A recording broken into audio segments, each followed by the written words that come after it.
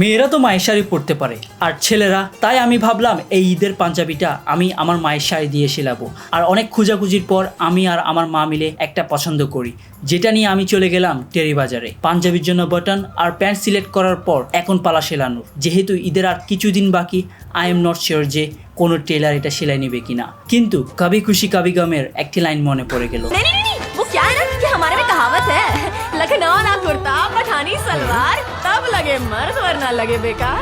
এখন তো আর পিছে ফেরা যাবে না। অনেকগুলো রিজেকশনের পর শেষমেশ একজন মাস্টারকে রাজি করালাম। দেন আমার আর কাপড়ের ফুল মেজারমেন্ট নেওয়ার পর here is the final result.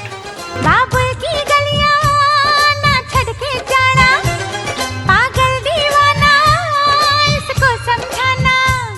देखो जी देखो ये तो मेरे पीछे पड़ गया।